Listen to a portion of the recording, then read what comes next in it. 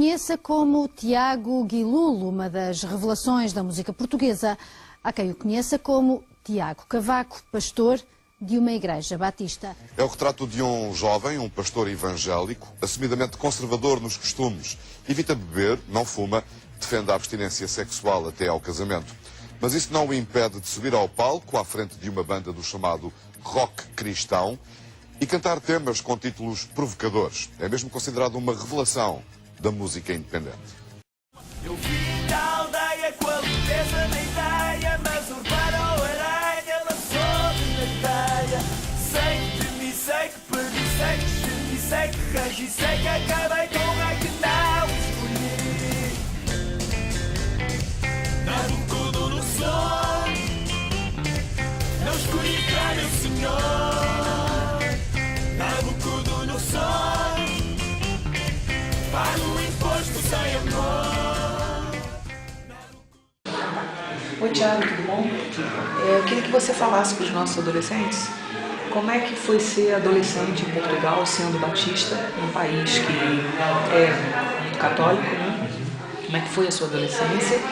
E também depois você falasse um pouquinho da sua carreira como músico aqui, né? Como pastor, a igreja, enfim. Também um pouco assim da universidade, música, enfim, fala um pouco de você. A realidade em Portugal é muito diferente do Brasil, no contexto das igrejas evangélicas, porque os evangélicos em Portugal são muito poucos. E por isso, crescer numa igreja evangélica em Portugal é sempre uma experiência de, quando nós estamos com os nossos amigos que não são crentes, nós somos sempre pessoas muito diferentes por causa disso. E nesse aspecto, às vezes, quando se é adolescente, pode parecer mais difícil estar numa igreja evangélica, quando as igrejas evangélicas são muito poucas e quando a grande maioria dos nossos amigos nem sequer sabem quem são os evangélicos. Então a pessoa tem que estar sempre a explicar. E em Portugal, mesmo quando já se ouviu falar do termo evangélico, muitas vezes as pessoas estão equivocadas acerca do que é que isso quer dizer e confundem.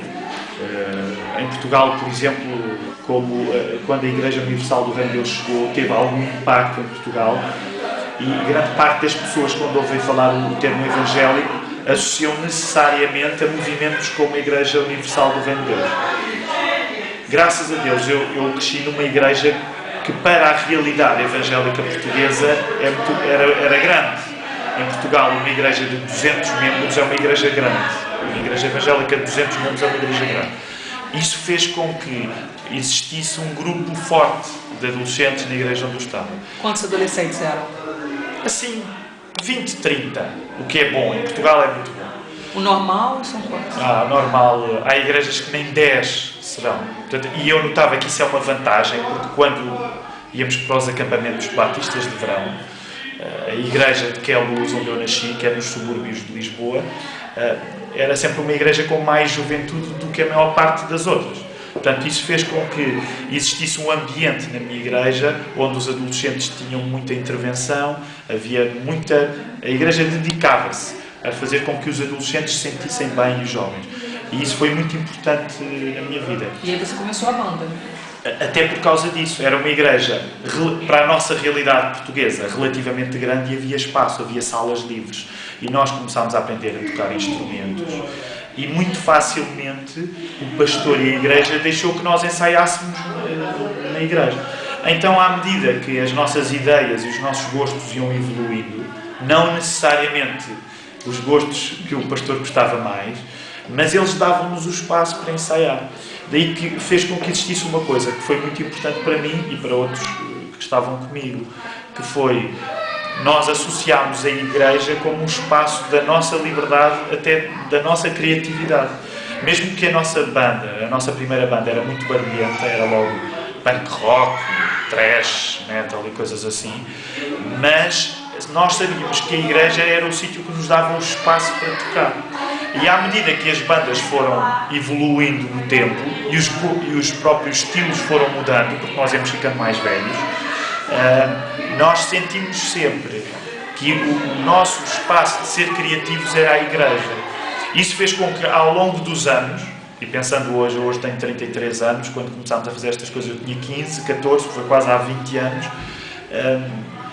Uma das coisas que permitiu foi todas as músicas que nós fomos fazendo, quer mencionassem Deus mais diretamente, quer mencionassem Deus menos diretamente, para nós sempre sentimos que a fé era o sustento de qualquer música que nós fôssemos fazer. Quer as músicas parecessem evangélicas, quer não parecessem. Mas isso foi muito importante, isto esteve muito relacionado com a liberdade, com a atenção, com o carinho que a igreja onde eu cresci me deu quando eu era adolescente e quando era jovem. E isso é uma das coisas mais preciosas que tivemos. Foi precisamente a igreja não ser um espaço apenas de correção, que deve ser, não é? E os adolescentes fazem muitas coisas erradas, e portanto a igreja às vezes tem de ser um espaço de corrigir, mas foi também um espaço de mostra a tua criatividade, desenvolve a tua criatividade, e isso ainda hoje marca muito a maneira como nós pensamos em fazer música, e pensamos em que a nossa música deve ser um reflexo daquilo em que acreditamos. Graças a Deus, e para terminar, mas graças a Deus, uma das coisas que eu sinto que é única, é que mesmo hoje, quando a maior parte das pessoas que nos ouvem não são cristãs evangélicas, o facto de Deus nos ter colocado numa igreja destas, lá em Queluz, permitiu que mesmo as pessoas não evangélicas que nos ouvem a nossa música e conseguem aperceber-se que a fé tem um papel muito principal. E isso é ótimo. Entendi. Agora, e a vocação?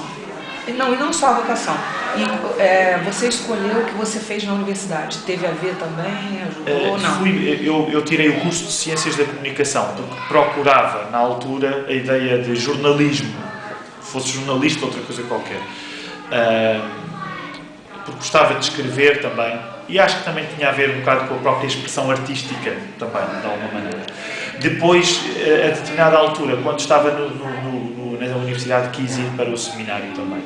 E não terminei o curso no seminário, porque a minha prioridade era o meu curso na faculdade.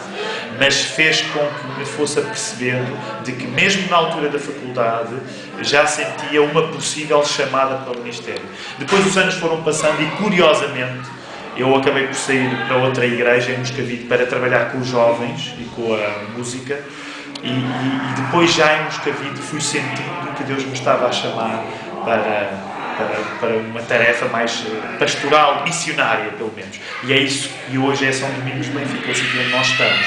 É uma missão da Igreja Batista de Moscavide onde eu estava. Entendi. E a Flor Caveiro? A editora foi criada como uma espécie de continuação das nossas bandas da adolescência. Não foi logo ao início, nós já tínhamos aí 20 e poucos anos. E achámos que se criássemos uma editora, permitia haver uma casa para todas as coisas que fôssemos gravando. Claro, o que nunca esperámos foi que a determinada altura essa pequena editora pudesse chamar a atenção das pessoas que ouviam música fora da igreja. Até porque não havia muitas pessoas crentes a ouvir a nossa música. E, aliás, o curioso é que hoje as pessoas crentes começaram a ouvir mais porque as pessoas não crentes começaram a ouvir primeiro. E pronto, Deus tem a sua maneira de fazer as coisas e até nisso sentimos que é um reflexo de tudo aquilo que na igreja as pessoas puderam acreditar em nós. Portanto, mesmo hoje, quando nós fazemos música, que o meu pastor, o pastor mais antigo que nos deu o espaço, pode até nem gostar, mas de alguma maneira as coisas boas que nós podemos conseguir são um reflexo daquele pastor, da maneira como ele nos deu espaço e como toda a igreja nos acolheu e nos educou como filhos.